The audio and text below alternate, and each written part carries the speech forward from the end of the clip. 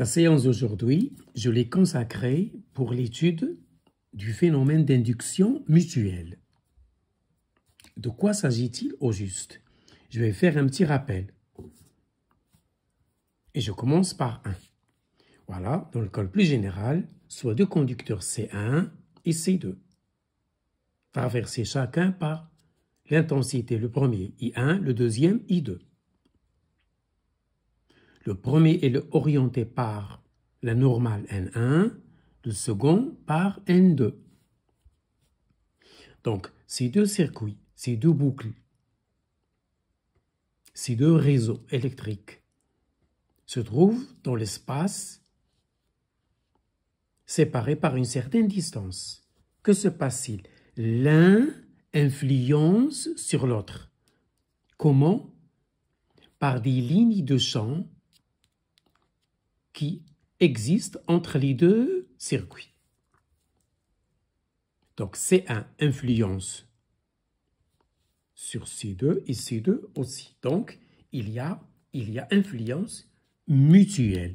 Il y a induction magnétique mutuelle. En plus, chaque circuit, chaque boucle influence sur elle-même. Chaque circuit influence sur lui-même. C'est ce que l'on va indexer par phi II. Je vais expliquer.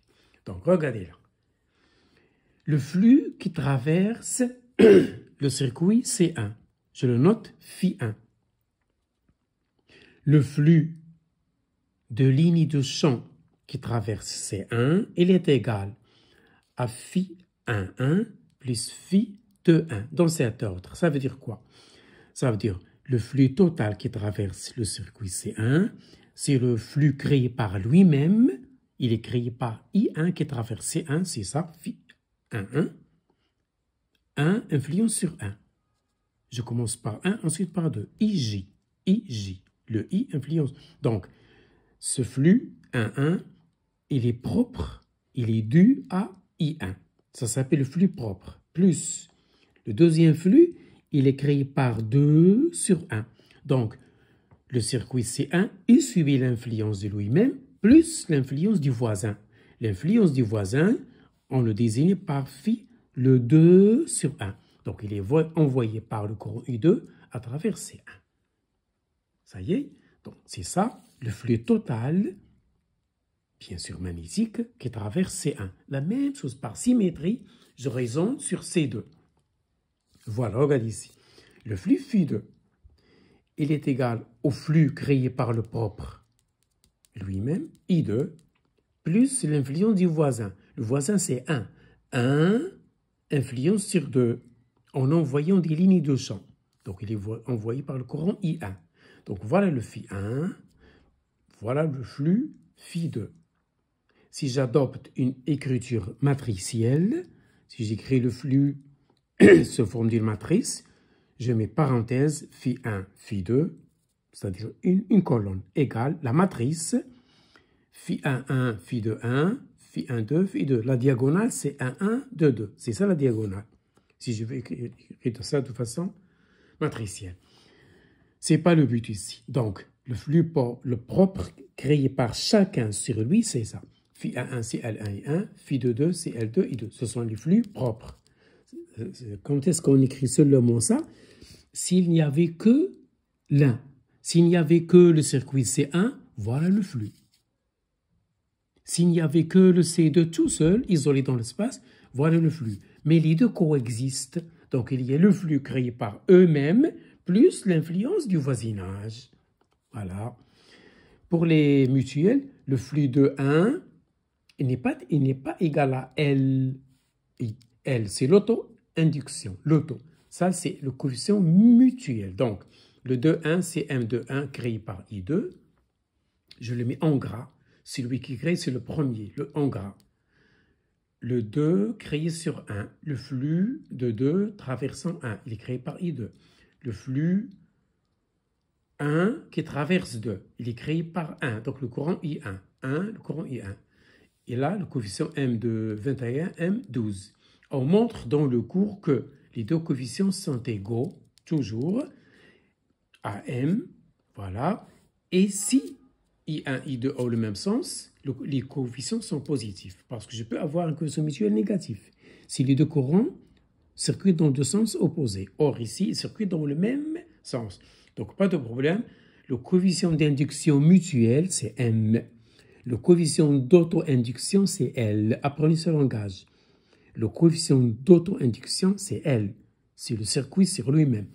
Le coefficient d'induction mutuelle, il est créé par l'extérieur sur le système étudié.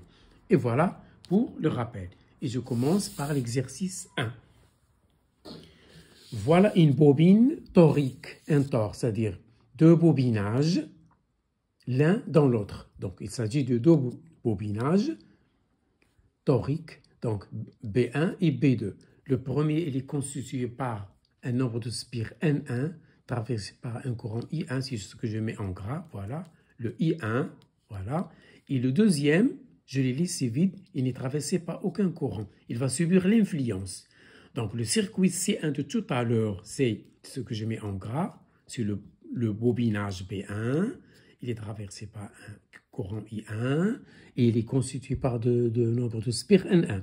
Alors, l'autre, qui est à l'intérieur, ils s'enchevêtrent. L'un se trouve dans l'autre.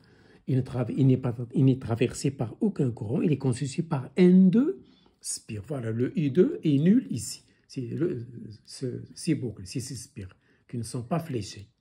C'est le bobinage B2, il n'y a pas de courant. Donc, la question. Cherchez le coefficient mutuel M. Le 1 sur 2 ou bien le 2 sur 1, ils sont égaux. Ce sont les mêmes coefficients. Ensuite, une deuxième question. Déduire alors la force électromotrice induite 1 sur 2. Parce que c'est le bobinage 1 qui a un courant. L'autre, il n'a pas de courant. Il va subir l'influence de 1, même en l'absence de courant I2. Et on veut donner ce rapport, c'est une donnée. Delta I1 dans le temps, c'est 12 sur ça, ampères seconde moins 1. On vous donne ça pour les calculs numériques. Bon, ce qui nous intéresse, nous, c'est la première question. Ensuite, on va discuter la deuxième.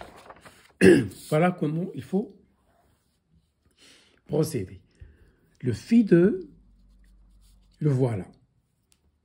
C'est 1, 2. C'est le flux à travers la bobine B2. Il est dû à B1. Donc le 1, le bobinage B1, il a un courant. Il va créer un flux magnétique, des lignes de champ qui vont circuler de 1 et traversent la surface de 2, du bobinage 2, qui n'a pas de courant. C'est phi2. Ça y est.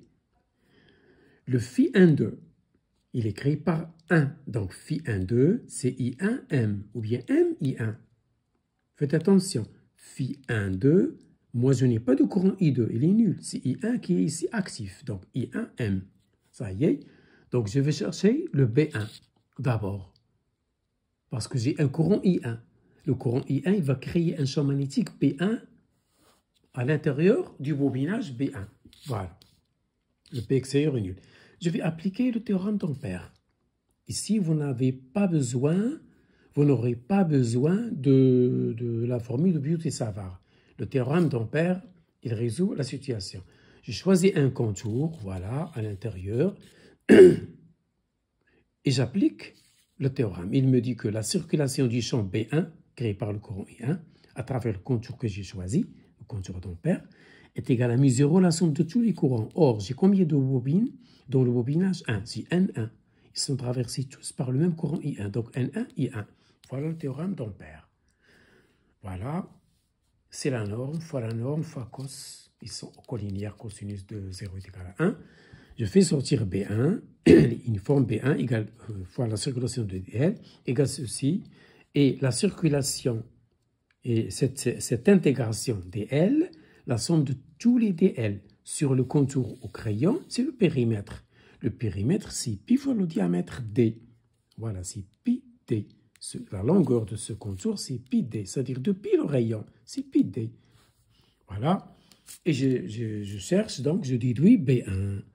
Je prends cette quantité, je la remplace dans le flux phi2 tout à l'heure. Donc phi2, c'est B1, parce que le flux, c'est d'un champ magnétique, c'est B NS. Voilà le B fois N2 fois S. Je veux le coefficient mutuel. Donc, je vais isoler I1. Donc, phi2, parce que tout à l'heure, on a écrit phi2 égale I1M. I1M. Voilà le I1. Donc, tout le reste, toute la parenthèse qui reste, sauf I1, c'est M. Et voilà, de là, je déduis M. Donc, voilà le coefficient mutuel d'induction dans ce cas. Une petite application numérique. La perméabilité magnétique, N1, 180, N2, 300, D égale 30 cm.